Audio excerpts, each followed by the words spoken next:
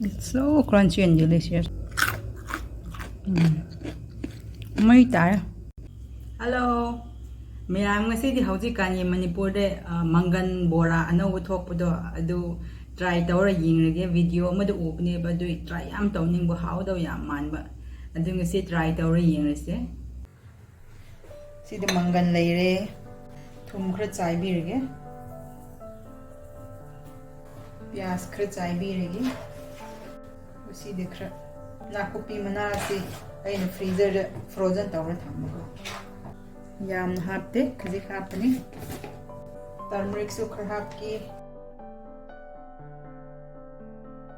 chili powder kazik habrage idi chadawi yabai ago si de masala si aingon meat masala leibe meat masala hapserage yam habre mayam na pamjaba meat masala ago si duna maida besan oire maida oire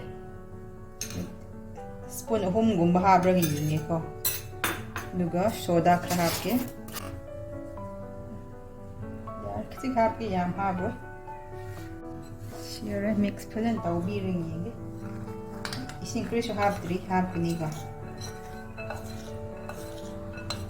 ising kri thamme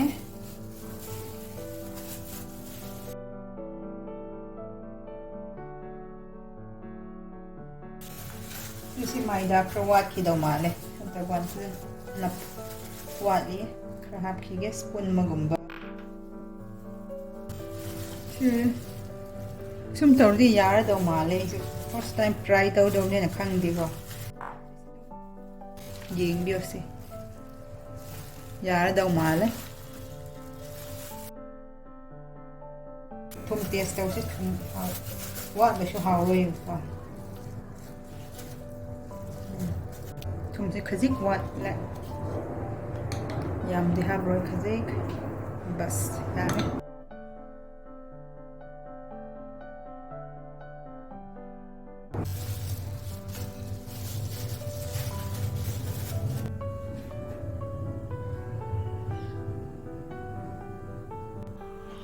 thau sare asen mai da hap si kazik nak na bai sang da hap ni ko yam hap te Sure, tinggal lagi.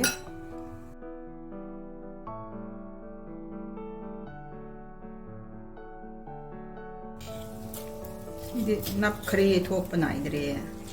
First, we bayar kari ira.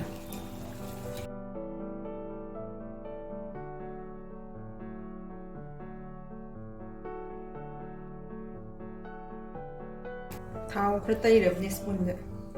Muka ngau bayang sih ya gira ya roy itu besar. Ngau re thok te. Ofo ya roy dah sih. Kau nak kera hap tadi ya roy kira di. Muka ada pak ekri gira.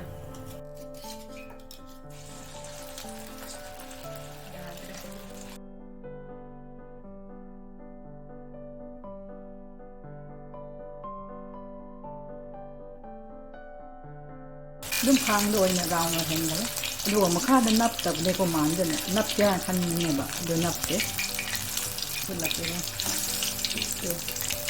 to khang ni dum raw na ni ya ke fry ta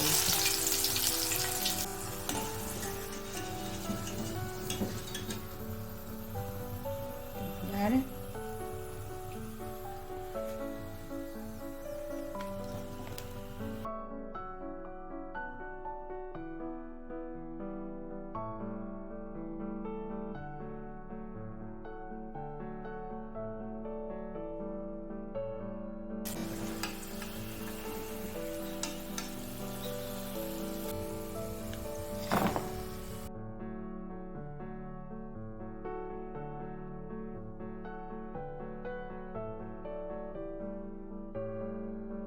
to sure sige se ai try tau re ba yam hawe shape ti ta de ju ke moi di spoon de round ta do ai di ta de ko I've already tried some. It's so delicious.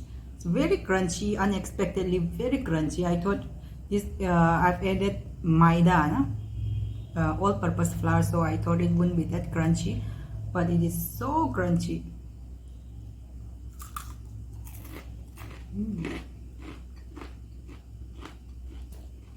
super ที่สิไม่ได้ฮับไปครันชี่ยามโอยดราหันขันมันเนี่ยไปยามโอยดูเฮาส์เฮาโบราณเทสมันนำพัฒน์หลายเปียสฮับมารวยครับไปด้วยยามเฮาอะไรยามครันชี่เลยนะตัวสิไม่ได้สิยามครันชี่เลยนะตัวยามครันชี่เลยนะไอ้มักที่เบสันเห็นสิไม่ได้ดุมเฮาเลย